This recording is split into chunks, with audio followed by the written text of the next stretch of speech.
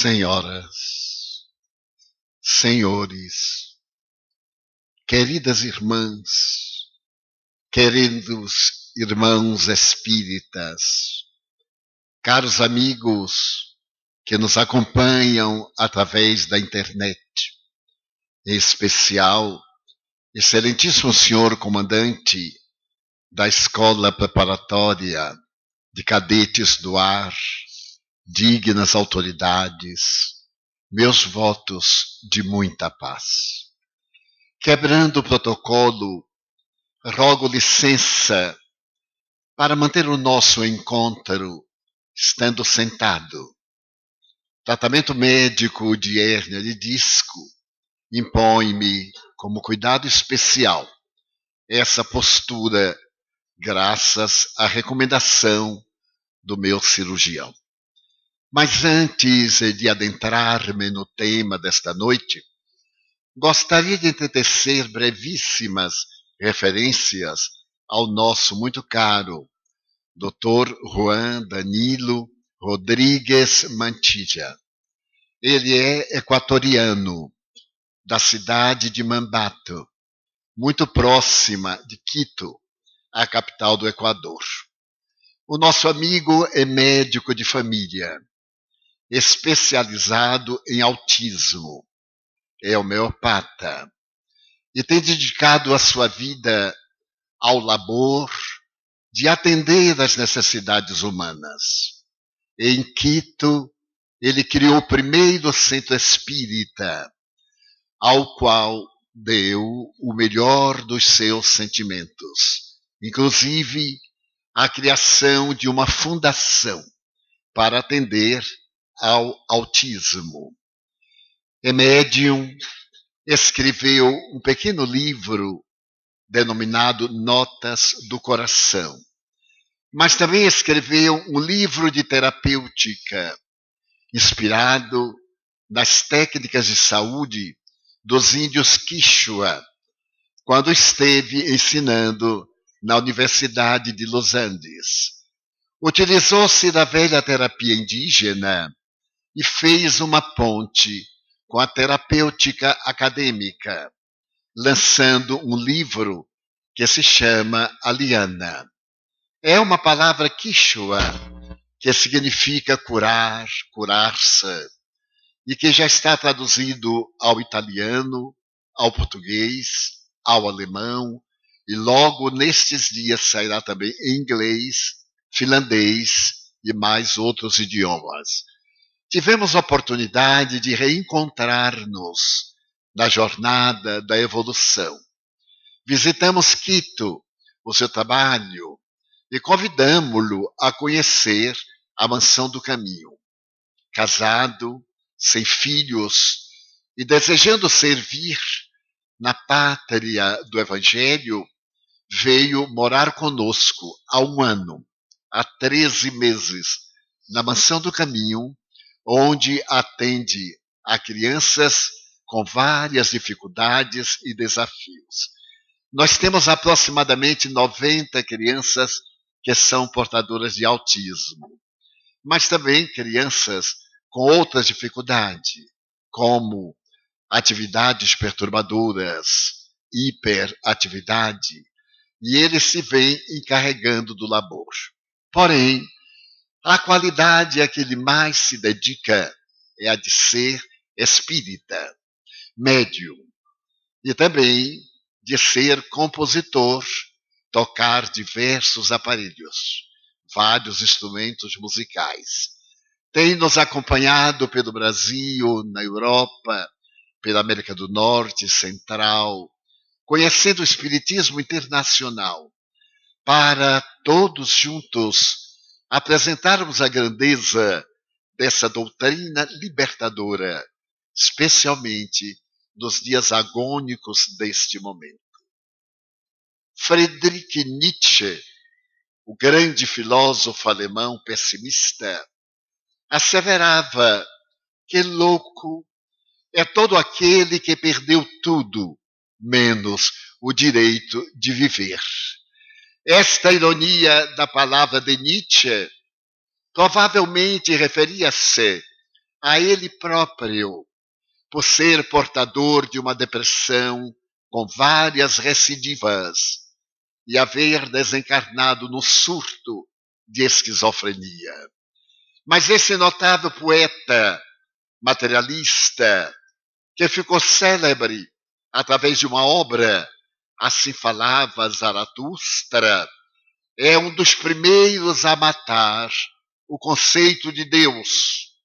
Nessa obra monumental, o emérito escritor e sofredor Nietzsche fala para a multidão através de um dos personagens do seu livro. Acabei de matar Deus. Não temos necessidade de Deus. É óbvio que ele se referia ao Deus antropomórfico das religiões da época. As catedrais podem ser consideradas mausoléu de Deus. Para que Deus? Mas no mesmo momento reflexiono, agora que Deus morreu, quem cuidará de alimentar os peixes nos mares e em todas as águas? Atender às aves dos céus, alimentá-las, vesti-las. E uma grande tristeza, diz a obra, tombou sobre a multidão. Com esse pensamento otimista, pessimista de um depressivo, gostaria de fazer uma análise do nosso comportamento mental, moral, sociológico na atualidade. A ciência e a tecnologia de ponta levaram-nos a decifrar vários enigmas do cosmos. Naves espaciais viajam da nossa na direção de uma outra galáxia do nosso sistema, na busca de vida de outro sistema em nossa galáxia. Hoje compreendemos que o universo é sustentado por 4 leis: a lei da gravidade, a lei do eletromagnetismo, a lei quântica forte, a lei quântica fraca. Mas, para a surpresa da cultura da humanidade, no ano passado, quando foram liberadas as cartas que Albert Einstein havia dirigido à sua filha, que era desconhecida dos seus biógrafos, ele se refere ipsis verbis ao que vou enunciar. É muito difícil, minha filha, dizer-te o que vou falar. Eu reconheço que não fui um bom pai. Também reconheço que não fui um bom marido, porque a ciência foi a minha paixão. E te rogo perdão por isso. Mas eu desejo afirmar-te algo que não tive coragem de dizer publicamente. Porque no ano de 1905, ele apresentou ao mundo o primeiro rascunho da teoria da relatividade do tempo e do espaço e mudou o conceito universal a respeito do cosmos. Naquela oportunidade, continuou ele dizendo, os meus amigos cientistas zombaram de mim. E hoje, a teoria da relatividade é a base das leis universais. Mas eu te vou dizer uma coisa que ainda é mais surpreendente e que certamente causará um grande impacto na cultura terrestre. Quero dizer-te que existe uma lei maior do que aquelas 4, que se chama a lei de amor. A lei de amor é a mais soberana lei que existe no universo. E quando a criatura humana tiver oportunidade de amar, a humanidade não terá qualquer problema. É surpreendente nos lábios de Albert Einstein um conceito dessa natureza, porque oportunamente, quando ele estava na grande universidade que apresentou a teoria da relatividade, alguém perguntou-lhe, o senhor crê em Deus? E ele respondeu, Não, eu não creio em Deus. Eu sei. Esse conceito tem sido muito debatido, porque o verbo crer é muito relativo e é prosaico. A pessoa crê hoje com todo ardor, logo mais deixa de crer. Por outro lado, a pessoa não acredita absolutamente em nada e, de repente, passa a acreditar, permitindo-se fascinar. No entanto, quem sabe tem o conhecimento. E se por acaso ele, sabendo ler, olha um outdoor e não vai ler, somente pelo ato e fato de olhar, ele já leu. Então, a interrogação a respeito de Einstein não era que ele acreditava no Deus que tem ódio de um povo e beneficia outro.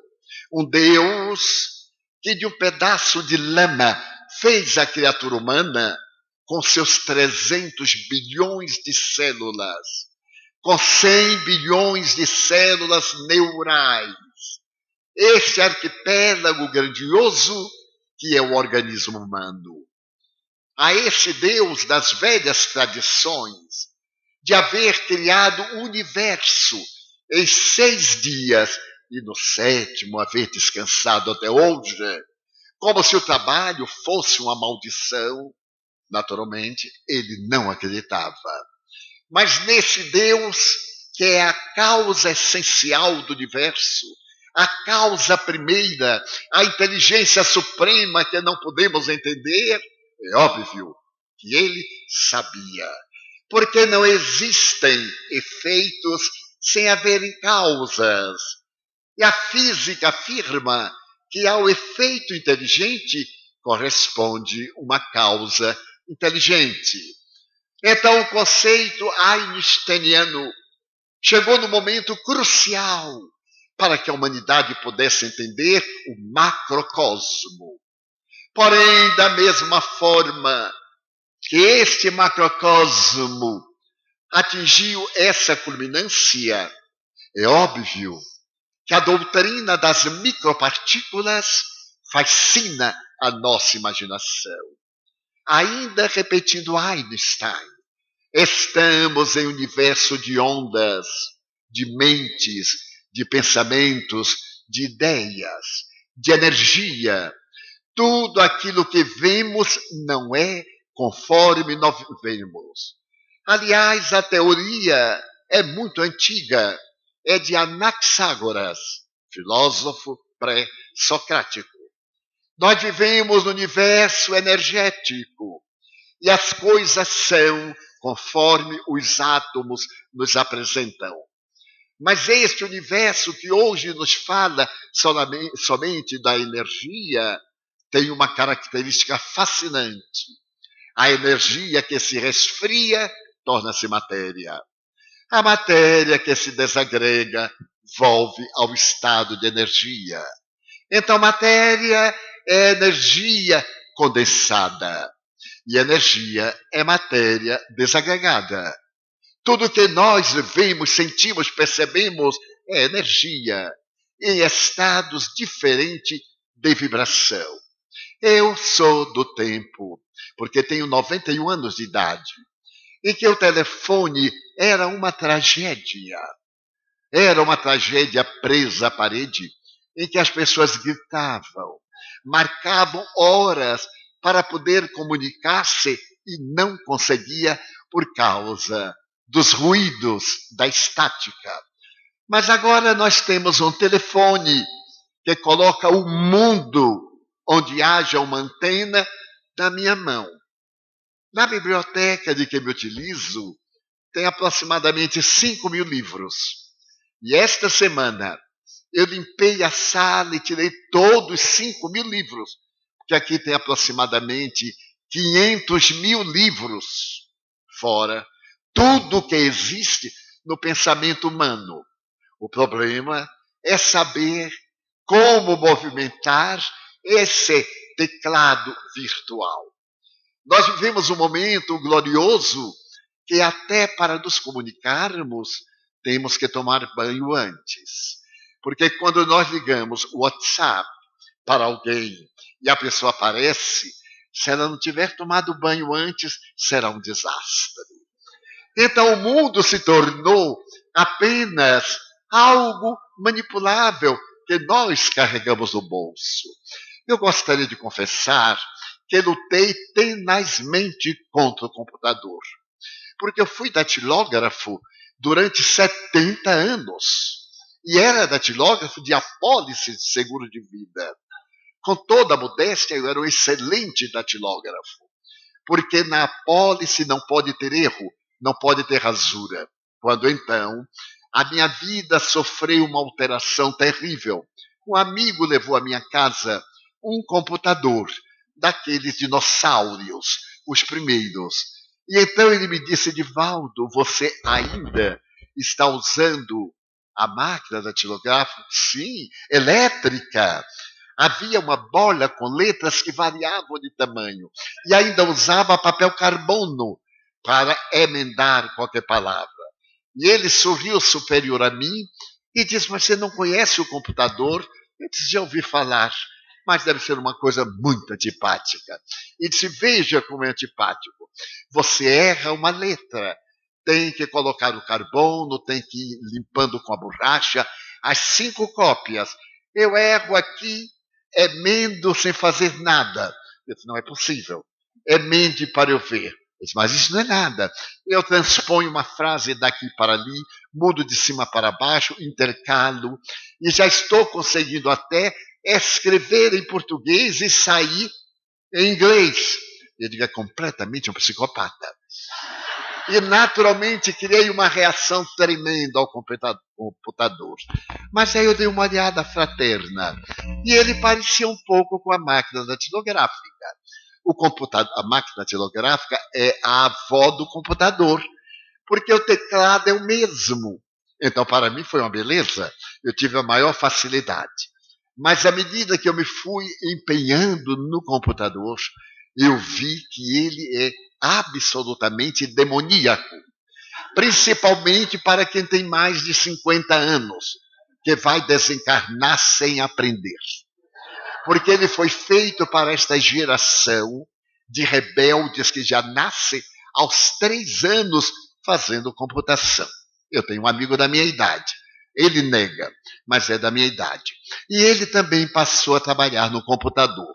Contou-me que estava digitando e subitamente, depois de umas 20 páginas, ele bateu no lugar que não devia ter, mas tem, e ficou tudo em branco.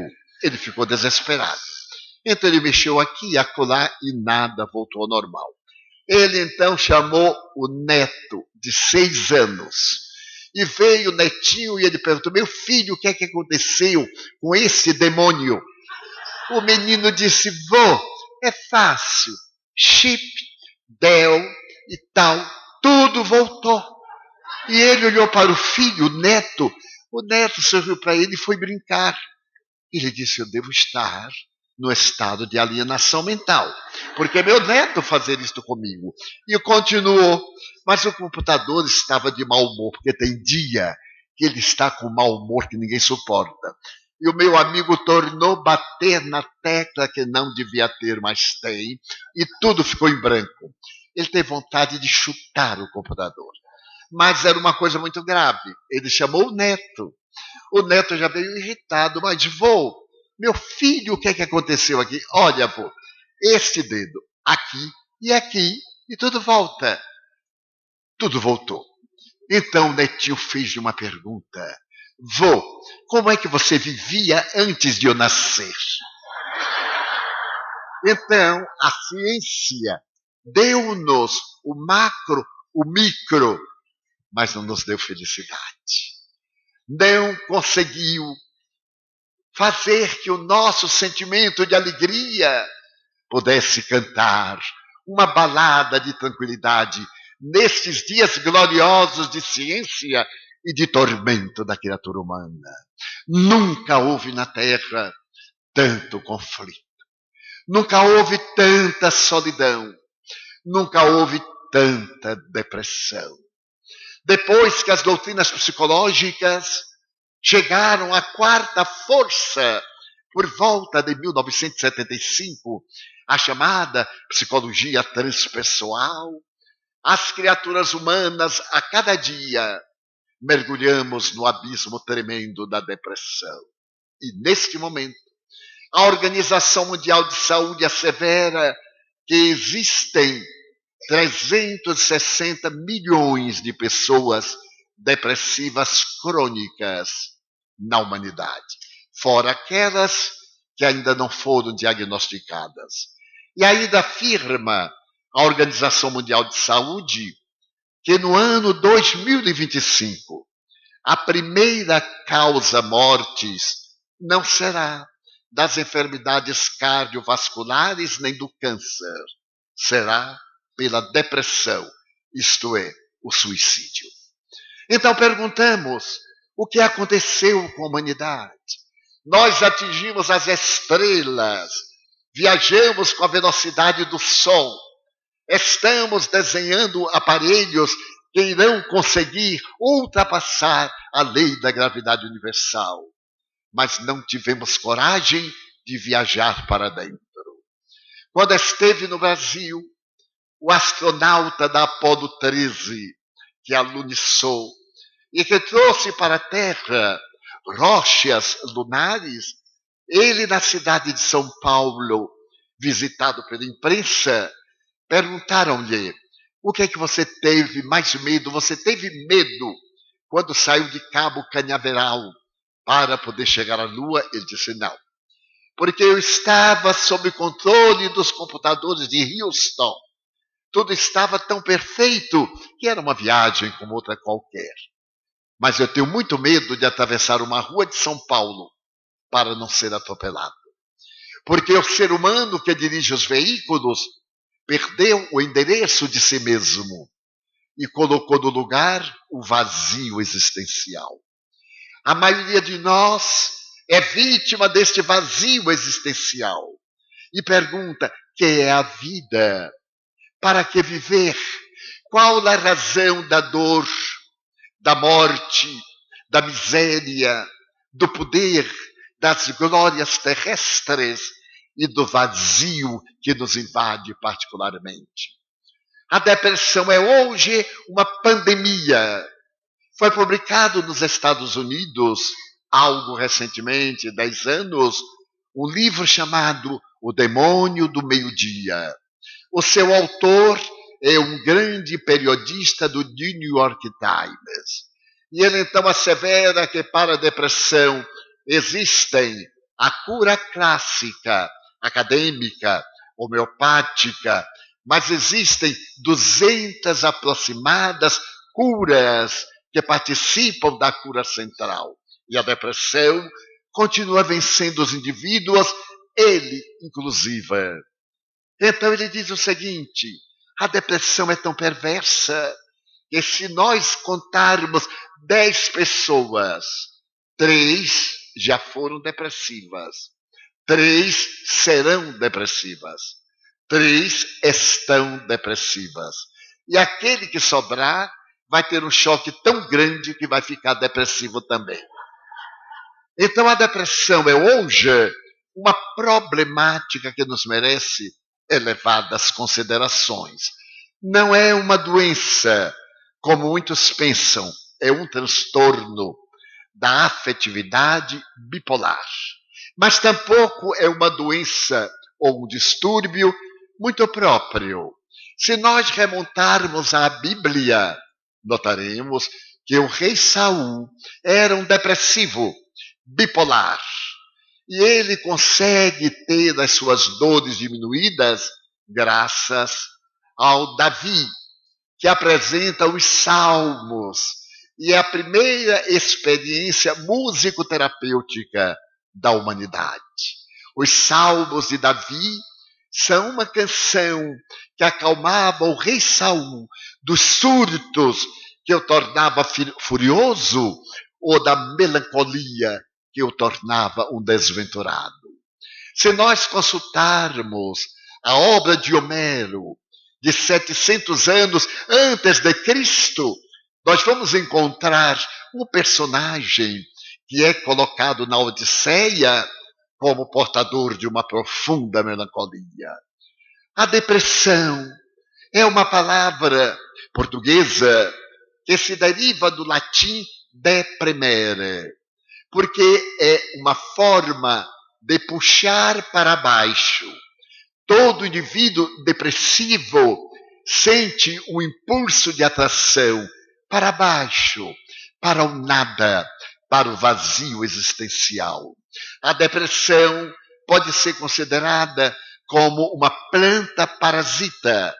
A planta parasita surge na árvore e lentamente ela se vai apossando do cavalo, que é a árvore, e mata a árvore, até as suas raízes entrarem na seiva e a árvore desaparecer e a planta parasita flutuar.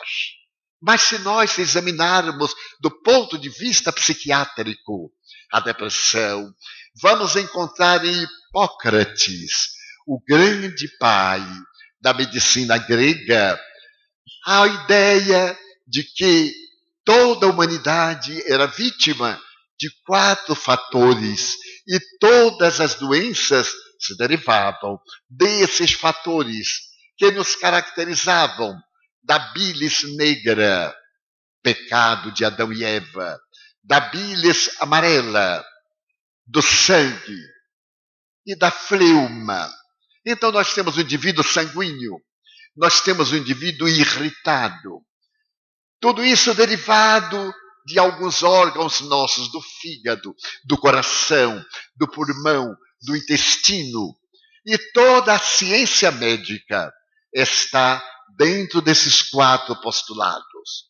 200 anos depois de Jesus, outro pai da medicina, agora romana, vem estabelecer que a cura para a depressão deveria ser por intermédio da aplicação de fatores muito perturbadores, principalmente de ventosas, que eram colocadas nas costas do paciente para poder arrancar o excesso de bilis negra que levava a esse estado trágico.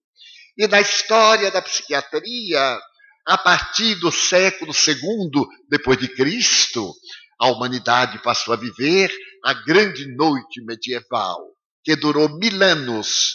E nesse período a depressão foi cruel.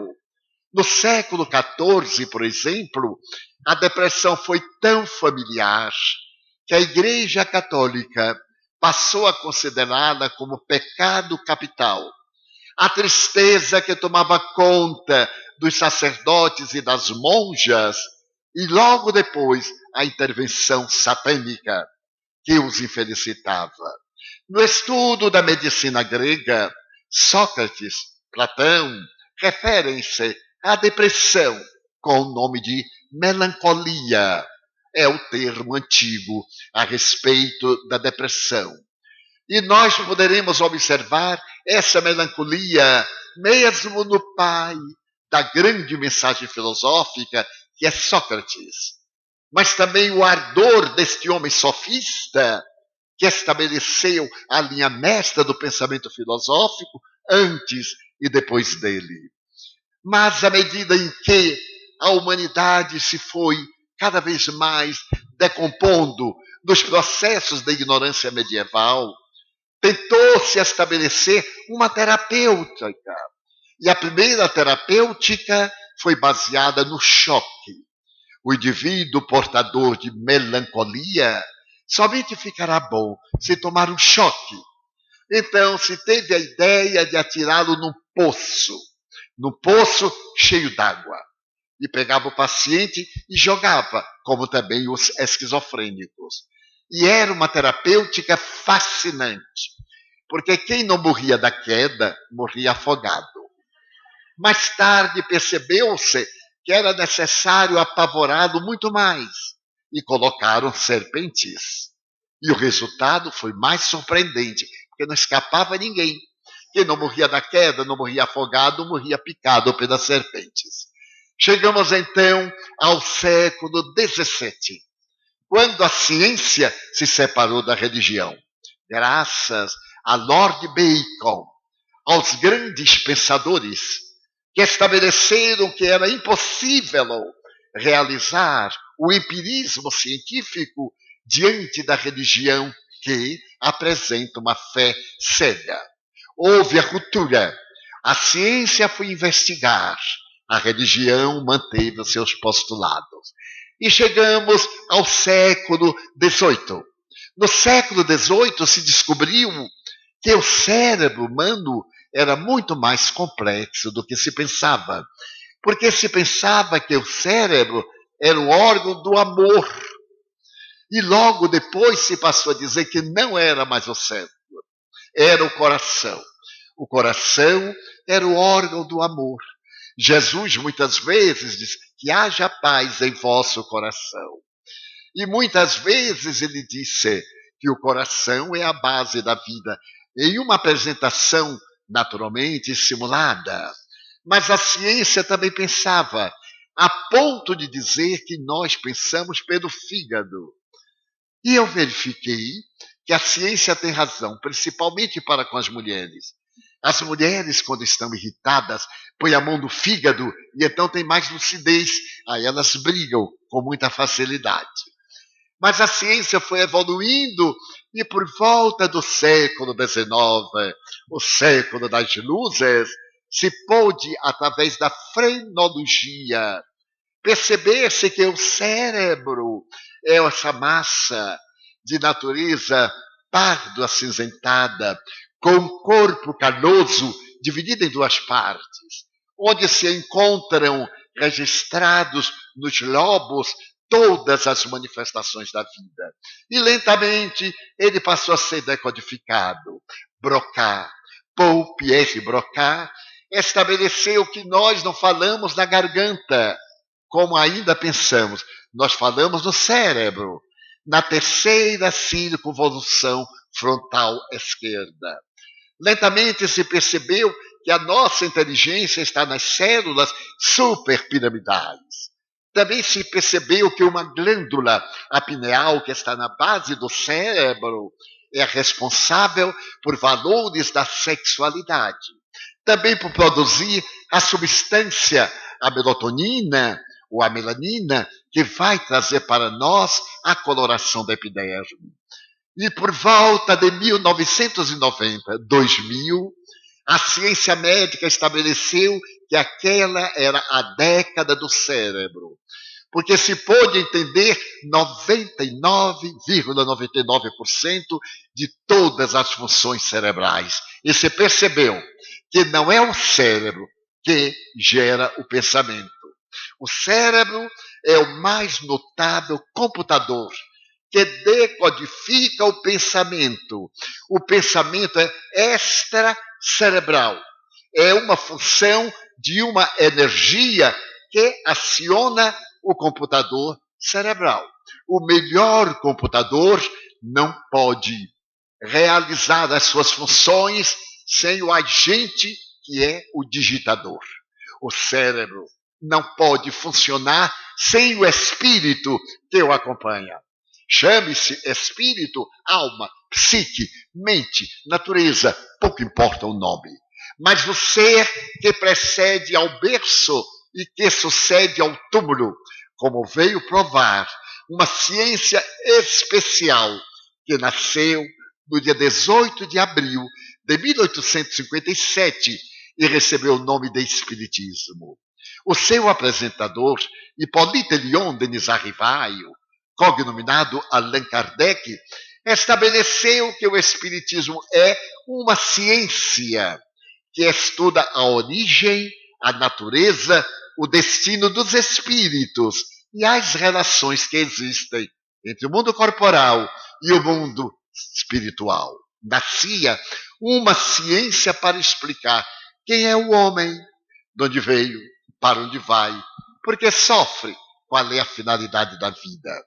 E a partir dessa ciência psicológica, que tem a sua metodologia na mediunidade.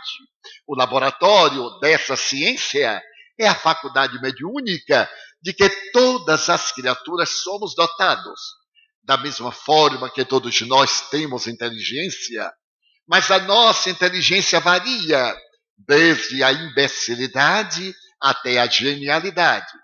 Desde 30 até 150, nós temos o QI, demonstrando, nesse teste notável de quociente intelectual, as nossas possibilidades mentais. Também todos temos memória. Alguns têm uma memória profunda, outros têm uma memória superficial. Também tem um sexto sentido, como definiu o cientista francês Charles Richer, que durante 40 anos estudou e criou uma ciência chamada metapsíquica para explicar os fenômenos que abalam a humanidade, provando que a vida não morre com fenômeno mortis, que a vida é uma paisagem que, desde que criada, é imortal. Ela não aparece inicial no berço, nem termina na frieza do túmulo. Ela precede o berço e ela sucede ao túmulo. Essa ciência apresentou uma filosofia. Já que a vida continua, eu devo ter uma filosofia de comportamento que me torne feliz ou que me faça desventurado. É, portanto, uma filosofia que tem por base a reencarnação. E a reencarnação é uma doutrina que o Espiritismo utiliza, mas que é tão velha quanto o pensamento humano. Hernani Guimarães Andrade, o nobre engenheiro paulistano, e que foi um dos maiores estudiosos da reencarnação no mundo, asseverou que, no período bem recuado da nossa existência na Terra, no período paleolítico, o homem primitivo já acreditava na imortalidade da alma e na reencarnação. Graças às escritas rupestres, graças aos rituais, o ritual do fogo, colocar a caveira do morto para que pudesse aquecer-se, colocar a cabeça do morto na entrada da caverna, para espantar as almas que voltavam a comunicar-se com o homem primitivo. A história de todos os povos, pré-cristãos, pós-cristãos e atuais, fala-nos a respeito da sobrevivência, como nós vamos ouvir nos lindos cantos notáveis da Índia, quando Krishna, falando a Arjuna, promete o paraíso se ele lutar contra as más inclinações. Então, o Espiritismo, na sua parte científica, estuda, na sua parte filosófica, explica e apresenta uma ética moral, que é a parte religiosa, toda ela inspirada no Evangelho de Jesus, que é o maior código de ética e de estética da humanidade. Então, no momento em que a ciência penetrava no cérebro humano, por volta de 1880, 1890, na Universidade de La Salpêtrière, em Paris, quando Sigmund Freud abandonou Viena e veio estudar com Jean-Martin Charcot, fisiologista francês, em 1885, na Universidade de La Salpêtrière, se descobriu que o cérebro era fascinante.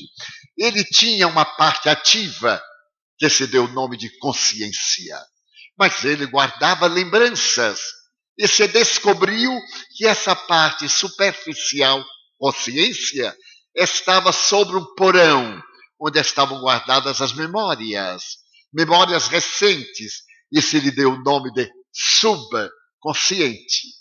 Aprofundando um pouco a sonda, Carl Gustav Jung, o psiquiatra suíço, teve a ocasião de verificar que abaixo desse porão o cérebro tinha um depósito de lembranças antigas e deu o nome de inconsciente, com o que Freud concordou perfeitamente. Mas Jung falou que este consciente era o individual. O cérebro se lembra do momento da concepção fetal, de todas as conversas que a gestante teve, porque ele estava em formação e a sua memória captou. Mas ele vai mais além. Ele tem memória de todos os acontecimentos que houve no mundo. É, portanto, o inconsciente coletivo. Mas, além desses três para baixo, o notável Freud percebeu que há uma área para cima, a que ele deu o nome de superconsciente. O depósito das ideias notáveis do nosso pensamento de amanhã. Quando se descobriu que o nosso cérebro não era único, era um cérebro triuno. Era uma massa, porém constituída de três cérebros.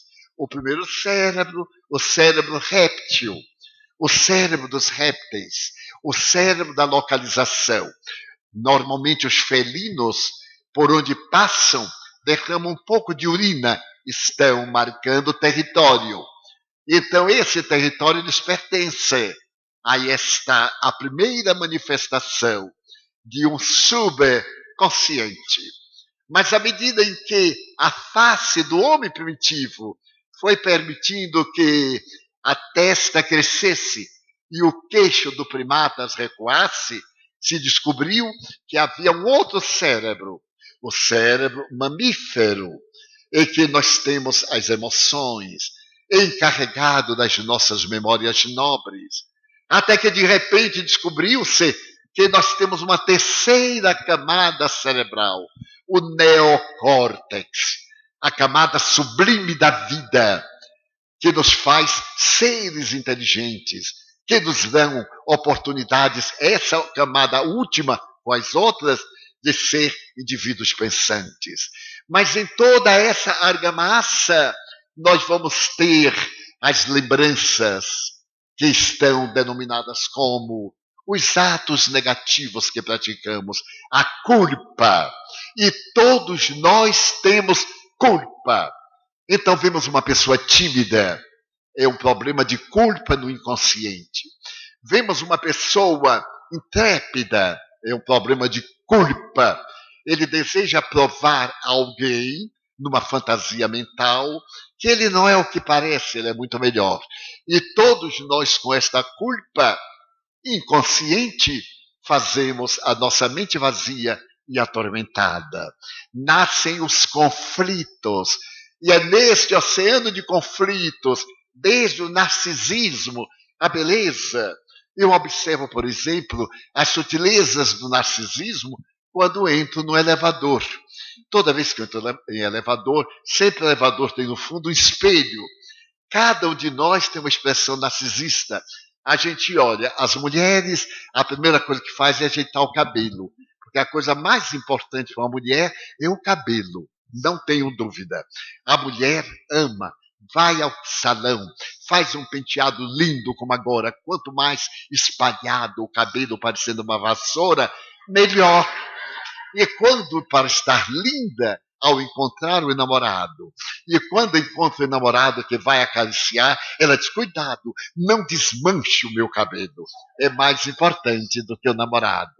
Mas então, eu vejo a pessoa entra e dá uma olhadinha no espelho, o homem, como é mais aristocrático, é o ser superior do mundo controlado pela mulher, e ele então olha, e olha assim, com aquela expressão de Clark Gable, artista de cinema, aquele olhar 34, dá uma ajeitada aqui, lá, e se usa gravata. Quem é que aguenta entrar no espelho e não olhar o nó da gravata? E não tem um tique nervoso, dá uma mexida no pescoço. Narcisismo. Então nós vimos, eu fico rindo, porque às vezes também eu me pego olhando no espelho. E eu digo assim, mas Divaldo, você não tem vergonha? Eu dou uma ajeitada no redemoinho que eu tenho aqui de cabelo. É um cabelo comunista. Ele está sempre na esquerda. Toda vez que eu ajeito, ele fica com a ponta. Eu já botei goma, coloquei goma de mascar, coloquei isso, coloquei... Não adianta. Ele é marxista. Então o caso dele é anarquia. Graças a Deus, o Brasil está olhando agora a filosofia do bem. Estamos saindo da filosofia da amargura, da corrupção moral, da filosofia do desrespeito à cidadania, da ausência da ética, porque o marxismo disfarçado entrou em nossa filosofia de vida e nós perdemos o ideal de servir, de amar, de respeitar as leis que apenas foram escritas, mas jamais respeitadas. E nós brasileiros que damos sempre um jeitinho honesto, bem se vê, quando se publica determinadas leis, eu ouço amigo dizer, essa lei não vai pegar. Ora esta, se a lei não vai pegar, para que foi feita? E não pega. Não pega mesmo. Às vezes eu quero até ficar pegado, mas eu fico estranho, parece que eu estou fora da lei. Eu também vou nos que não pegaram na lei. Então, como a lei é de evolução, estamos vivendo um período difícil da humanidade. O problema não é do Brasil. Se nós olharmos a sociedade como um todo, perguntamos o que é que aconteceu a Paris, a capital mundial da beleza? O que é que os paletós amarelos desejam fazer, os imigrantes? Da cidade luz. Mas se nós olharmos também o Kremlin em Moscou e observarmos a igreja de Saint Patrick, nós lhe perguntaremos o que é que houve com as ideias notáveis de Leon Tolstói, que foram abafadas pelo pensamento de Marx, de Trotsky, de Stalin, um dos homens mais cruéis da humanidade. Se Adolf Hitler matou aproximadamente 10 milhões de pessoas, sendo 6 milhões de judeus, Stalin mandou para a Sibéria 2 milhões de moscovitas. E as estatísticas dizem que ele assassinou muito mais de 20 milhões de pessoas. Por que nós perdemos o endereço de Deus? Escreveu um grande filósofo inglês, há 200 anos, que a criatura humana da sua época havia perdido a direção de Deus. E utilizando-me do seu pensamento, eu digo, o ser moderno perdeu o endereço de Deus. Eu tenho uma amiga de 80 anos, e não há muito ela me disse, Divaldo, eu não tenho alvo na vida. Qual é a minha missão na Terra? Eu disse, minha filha, a essa altura do campeonato, a sua missão na Terra é rezar. Porque você já morreu e não sabe. Você é como eu não me deito nunca. Porque se eu me deitar, penso que eu já morri e me enterram. Quem tem 91 anos tem que ficar espigado, mesmo com dores de hérnia. Tem que fingir que não está doendo, porque senão os jovens dizem, coitado, enterra. O que me leva a um xiste popular, que um bêbado entrou no cemitério e ouviu uma voz que saía de uma sepultura, socorro, eu estou vivo, e levantava o braço. O bêbado olhou e disse, de forma nenhuma, você está mal enterrado. E botou mais terra em cima do pobre do cadáver. Então é necessário que nós vivamos. A nossa vida tem uma meta que se chama o amor. A meta existencial foi proclamado pelo homem mais sublime da humanidade, Ernesto Renan, materialista, poliglota, mestre do grego da Universidade de La Sorbonne, escreveu esta frase, Jesus, no dia 22 de fevereiro de 1862, no Colégio de França, Jesus é um homem incomparável. Ele foi tão grande que não coube na história universal. Ele dividiu a história antes e depois dele. Então este homem extraordinário falou que o sentido da vida é amar. E nós esquecemos de amar, dominados pelo egoísmo tirânico das nossas paixões inferiores. E hoje somos um rebanho bem vestido, alguns, bem ilustrados, outros, mas todos carregando conflitos interiores que nos fazem derrapar na depressão e no suicídio. Então, no século XIX, se descobriram as funções cerebrais e se percebeu que a criatura humana é o cérebro do qual se utiliza. E foi através da pesquisa da psicologia psiquiátrica que a melancolia, que foi descoberta pelos ingleses e no século XVIII optaram por dar à melancolia o nome de depression, graças a Shakespeare. Toda obra shakespeariana é uma obra depressiva. O Rei Lear, o Hamlet, aquele pobre jovem sempre de luto, contemplando as vascas da Dinamarca, faz uma reflexão no solilóquio. To be or not to be. Sonhar, viver, morrer. Que é morrer? Mas se nós olharmos toda a sua obra, ela é profundamente depressiva. Mas se nós olharmos também os grandes pensadores da humanidade, a maioria deles tem uma carga terrível de depressão. Winston Churchill, o primeiro-ministro inglês, que teve esta frase: nunca, poucos venceram tantos. Durante a Segunda Guerra Mundial, o homem que ao lado de Roosevelt e de Stalin ganhamos a Segunda Guerra Mundial, era depressivo crônico. No Brasil, alguns presidentes nossos têm diagnóstico de depressivos. E se nós olharmos na literatura, ficamos surpresos. Desde os grandes poetas, os grandes escritores, porque todos temos emoções e incompletudes. Mas, felizmente, com o avanço da ciência psiquiátrica, se percebeu que a depressão era o resultado dos nossos neurônios cerebrais. Cerca de 100 bilhões, quando eles deixavam de produzir as substâncias básicas para a intercomunicação. A serotonina, a noradrenalina, a dopamina, a substância da alegria. E então vieram as terapêuticas mais admiráveis. Vamos fazer um pouquinho a viagem dessa notável ciência. Por volta da Primeira Grande Guerra, em 1913, na Suíça, um depressivo crônico atirou-se do terceiro andar. E todos pensaram que ele ia morrer. Quando ele caiu sobre os fios elétricos, tomou um choque e foi jogado longe.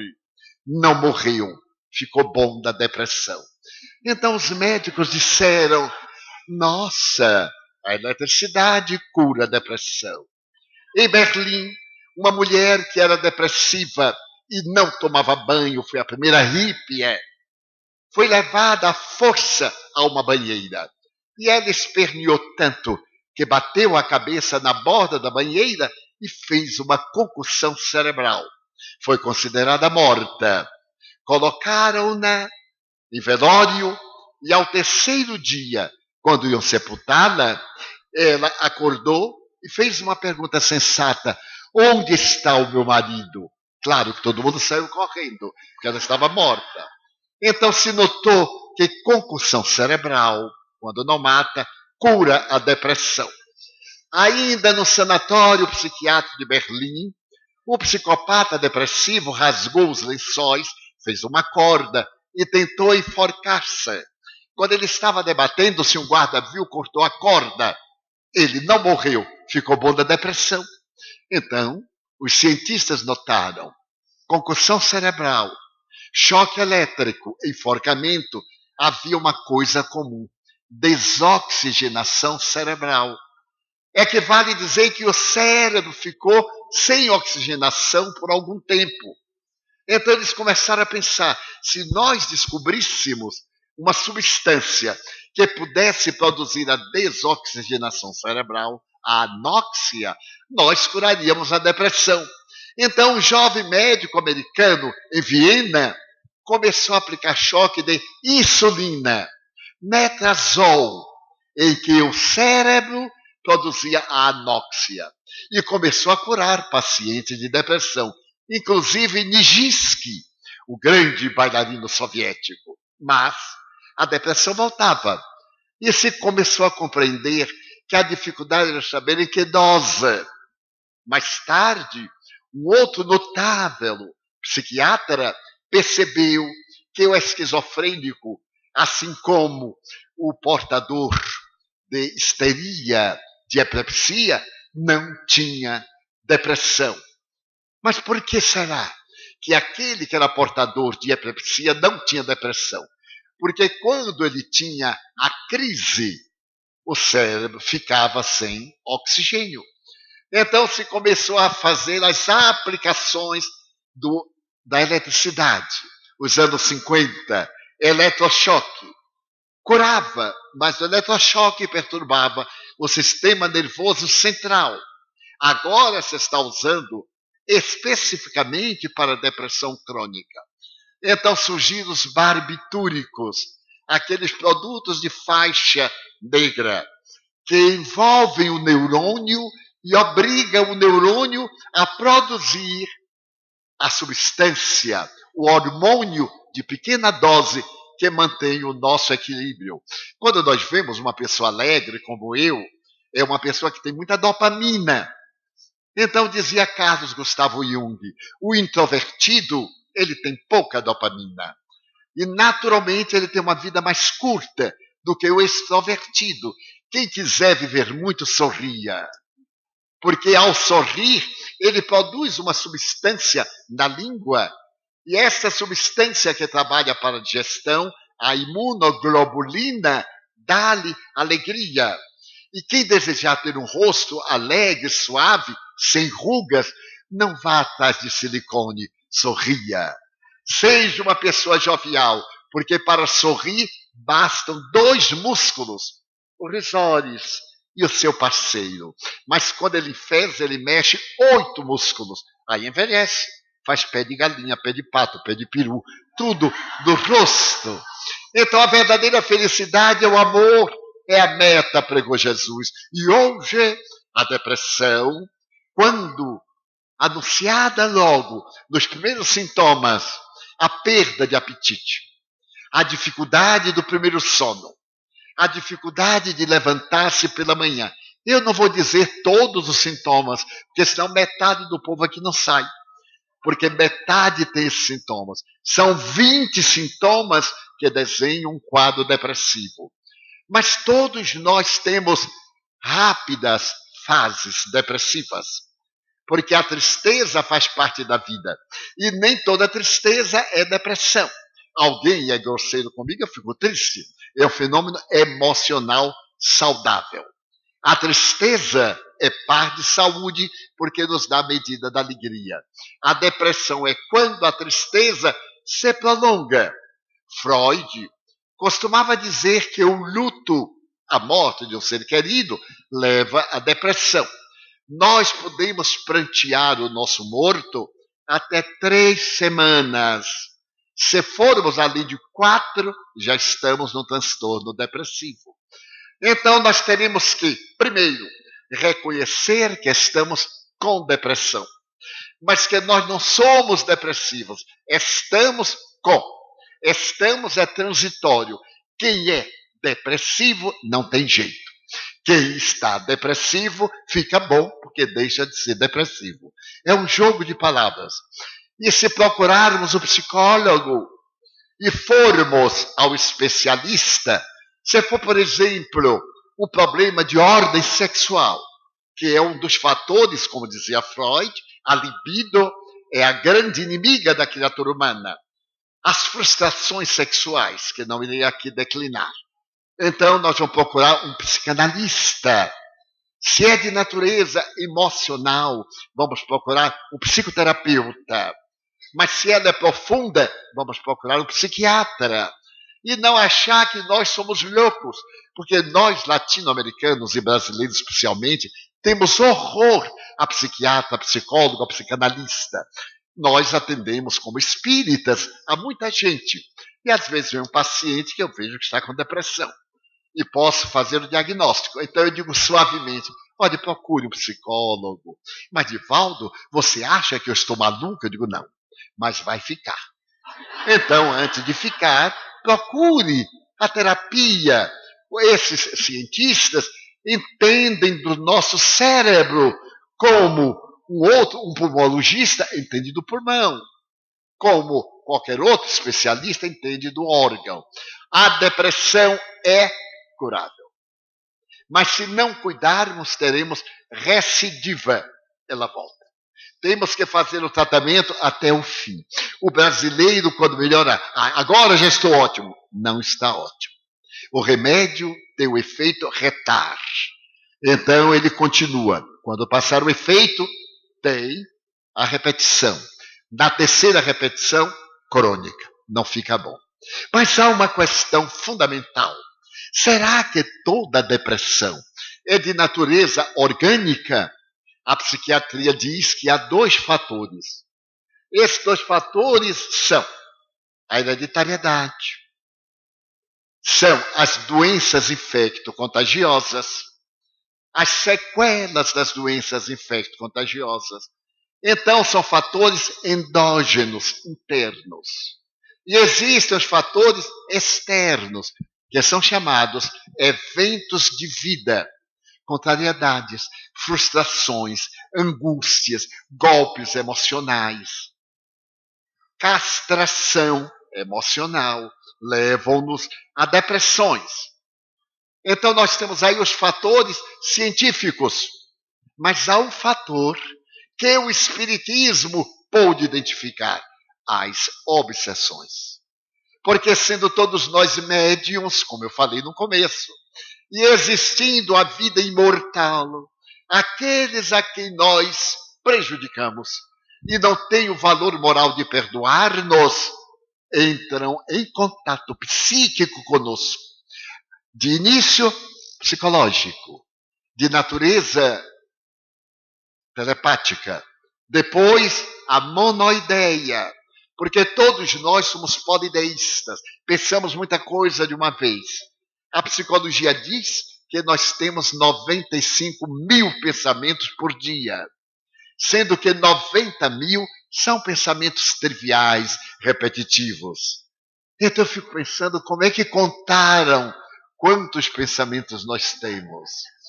Mas então, quando nós vamos abandonando os pensamentos em geral e vamos centralizando num, que chamaremos de mania, transtorno psicótico, transtorno neurótico. Por exemplo, quando eu levantar, botar primeiro o pé direito porque dá sorte. É uma mania. Eu conheço um cantor famoso que quando ele bota o pé esquerdo é uma tragédia. Ele deita de novo e levanta com o pé direito. Quando uma moça passa por debaixo de uma escada, não casa mais nunca. Também mania. Quem tem um espelho quebrado em casa, trate de quebrar o resto, porque dá má sorte. E assim por diante. Nós temos as nossas manias, as nossas superstições. É muito curioso notar os nossos transtornos neuróticos, a repetição de palavra, as palavras que fazem parte do nosso vício de linguagem, são todos transtornos emocionais. Então, uma vida saudável, equilibrada, pode, de repente, começar a ter uma ideia extravagante. Estamos aqui e chega à nossa cabeça, vá para casa porque houve um desastre. Mas que bobagem. Olha, houve um desastre. E a gente, será que houve um desastre? Começa dessa forma, depois é um diálogo. A gente começa a dialogar. E estabelece-se um vínculo em que o psiquismo do desencarnado ou do encarnado, porque há a obsessão de pessoa por pessoa, a emissão do pensamento, que muitas vezes chamam mal-olhado. Eu já fui colecionador de violetas dos Alpes e cheguei a colecionar também Edelweiss, uma flor dos Alpes suíços, alemães, austríacos. E eu tinha paixão, como todo colecionador. E tinha uma amiga que também colecionava. E o prazer de um colecionador é provocar o outro tendo um espécime que o outro não tem. E como eu viajo muito, toda vez que eu encontrava diferente, claro, eu comprava, eu pedia, eu roubava. Porque a gente sabe que quando se rouba uma muda, pega. Quando é dada, não pega. Porque a pessoa dá com má vontade, então não pega. Então, muitas vezes, meu Deus, mas que plantinha linda, quebrava um galinho, botava no bolso. Não é propriamente um roubo, é um furto. Mas bem, então eu tinha um tipo dobrado, que era o máximo. E certo dia, não sei porquê, eu achei de pirraçar a minha amiga. Mas você não gostaria de ver a minha coleção? Ah, gostaria! Ela foi. E eu fui mostrando, eu tenho ainda na Mansão do Caminho, o lugar em que eu guardo orquídeas. Hoje não tenho tempo para mais nada. Mas eu tenho ainda esse amor por determinadas flores. E então eu guardei o biótipo para o fim. E ela disse assim, olha, Edivaldo, essa eu tenho, essa também. Essa. Até que chegou no Edelweiss. Ela nunca tinha visto. Quando ela olhou, eu falei, ai, e o que é isso? Eu digo, é o Edelweiss. É uma bobagemzinha. Ele dá dos Alpes suíços. Nossa, Edivaldo. E essa daqui? Eu digo, essa é uma violeta suíça. Ela dá o tom negro por fora e azul por dentro. E desce aquele riso de vitória, aquele riso suave de triunfador. Ele diz, mas Edivaldo, mas não, aqui você sabe, no clima tropical, eu tenho que colocar gelo. Ela não se adapta muito bem. Ai, Edivaldo, você vai me dar uma muda? Eu digo, nem muda, nem falante. Não dou de jeito nenhum, porque eu quero ter um único. Ele diz assim, ai. E aí descarregou o olho na minha planta. E eu servi um lanche, claro, eu havia sido feliz. Quando ela saiu, chegou à porta e me disse, Edivaldo, eu vou lhe dizer uma coisa. Eu tenho um olho terrível. Tudo que eu olho e não consigo, eu mato. Às vezes uma criança é linda, eu digo, mas que criança é linda. A criança fica com febre. Eu digo, nossa, então você não pode se casar, porque na hora que você vê aquele anjo lindo que diz assim, meu amor, ele morre. E levei no brinquedo, mas fiquei desconfiado. Não vale nada para examinar. Aí eu fui olhar a minha coleção. O Edelweiss estava assim desmaiado, na beira do vaso. Eu disse, não faça isso comigo. Aí corri, peguei gelo. O que é isso? O que é que você está pensando? E então procurei levar para dentro de casa, botei junto à geladeira a minha flor negro azulácea. Estava nos últimos suspiros, desencarnando. Eu digo, meu Deus, o senhor não vai fazer isso comigo, vai fazer com a dela. Pois morreu. 3 dias depois, estava seco, como se fosse queimado pelo sol. Eu tenho protegido.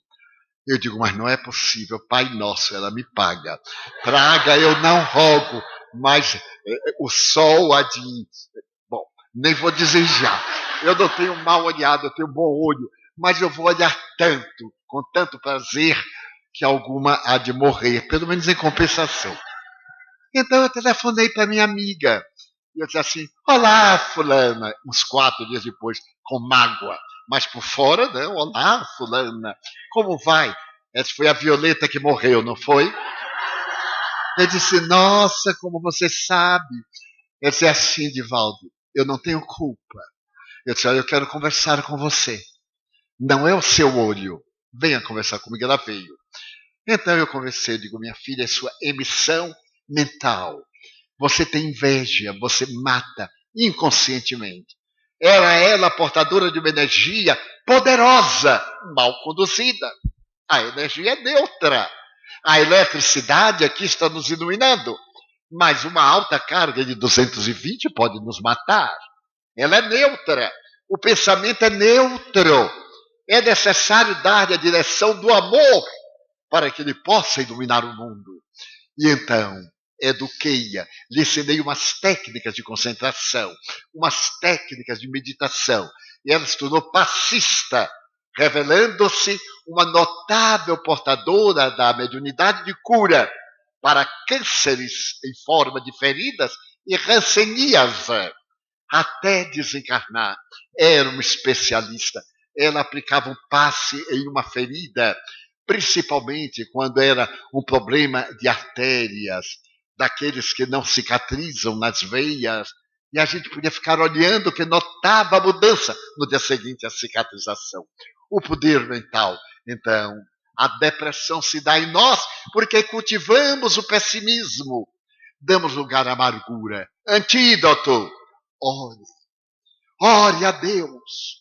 Orar a Deus é falar com Ele. É sintonizar com a força sublime do amor einsteiniano. Leia uma página do Evangelho segundo o Espiritismo. Se você é católico, leia uma página do livro da sua religião. Se você é protestante, da Bíblia. Se você não tem religião, leia um livro de autoajuda. Um livro maravilhoso desses que nos estimulam a viver, a amar, a pensar. Se você é pessimista, toda vez que tiver um pensamento pessimista, substitua por um pensamento otimista.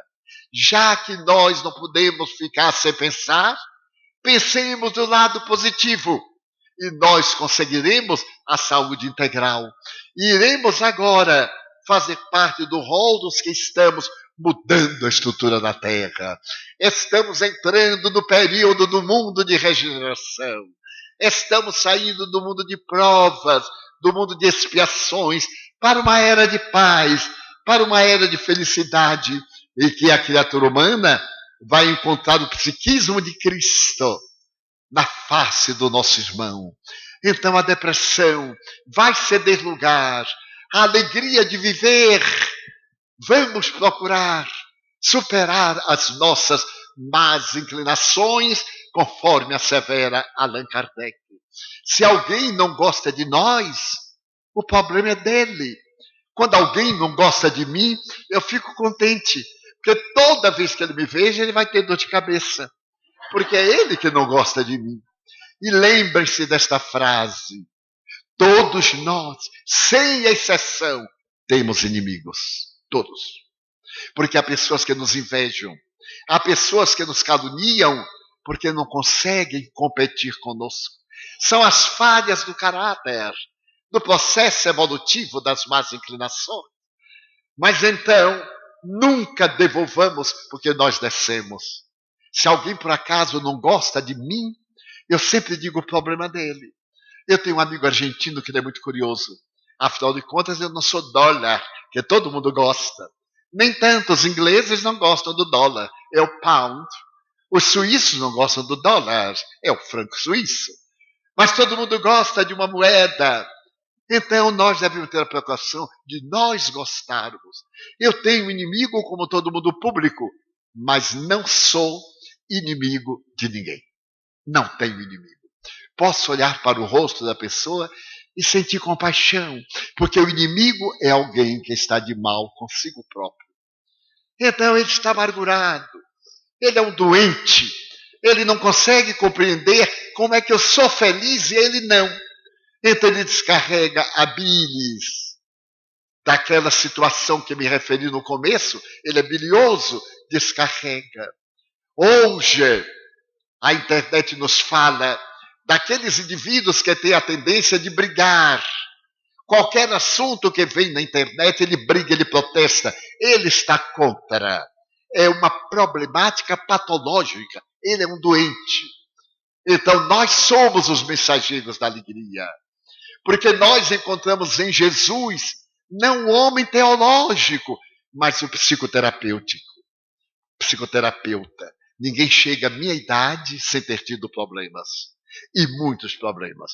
Eu já tive parada cardíaca, eu já tive infarto do miocárdio, eu já tive câncer, eu já tive todos esses problemas de uma infância assinalada por muitas enfermidades do aparelho respiratório. Mas esse homem de Nazaré, gentil e doce como um favo de mel, nobre como a chama de fogo, puro como uma espada nua. Esse homem que disse: sine te parvulus, venire ad me. Ó vós, vinde a mim, todos que estáis aflitos, e eu vos consolarei. Tomai o vosso fardo, recebei o meu jugo. Meu fardo é leve, meu jugo é suave. vinde a mim. Almas queridas, que me vieste a escutar, levai de volta a intimidade dos vossos lares, a certeza de que não estáis a sós. Eu nunca vos deixarei a sós. Eu mandarei o Espírito de verdade ficar convosco. O Consolador, aquele que irá repetir as minhas palavras e dirá coisas novas. Estamos num momento crucial, como falei no início. Estamos armados uns contra os outros, quando deveríamos estar amados uns pelos outros. Sejamos nós aqueles que vamos mudar o mundo. Então, um sorriso na face, mesmo com uma lágrima interna. Ninguém é tão feliz que não tenha problema a solucionar. E ninguém é tão desventurado que não tenha instantes de alegria. Então, gostaria de, neste momento final, dizer aos corações afetuosos que Cristo renasce na doutrina espírita para nos convocar à construção de um mundo novo, um mundo ético, de ordem, de dever, de progresso. Essas três palavras da nossa bandeira, ordem e progresso, são três palavras filosóficas de um grande humanista do século XIX, o positivista Augusto Comte. Então, com a ordem e o progresso do país e o amor do Cristo, nós mudaremos a sociedade e poderemos dizer: oh meu Deus, todos se lamentam, todos reclamam, menos eu. Eu não tenho razão para reclamar. Eu só tenho motivo para agradecer. E desejo dizer-te que para mim vale a vida, que é bela, que é nobre, que é colorida. Muito obrigado, Senhor, pelo que me deste, pelo que me dás. Obrigado pelo ar, pelo pão, pela paz.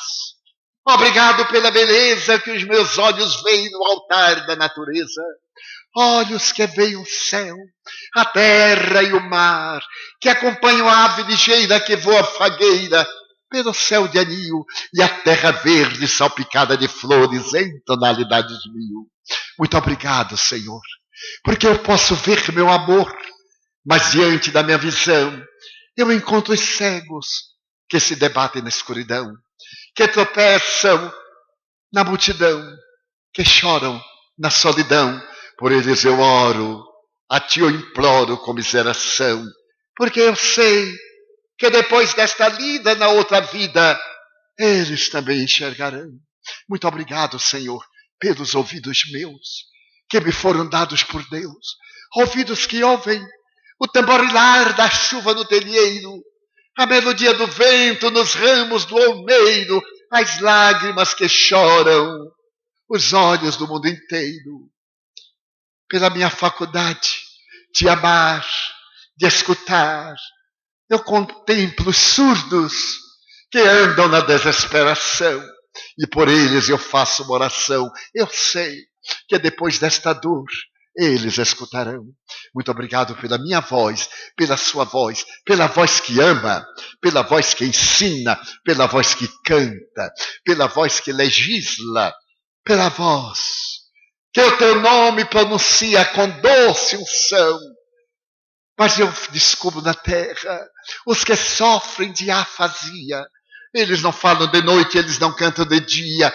Oro por eles, porque eu sei que depois desta prova na vida nova, eles também cantarão.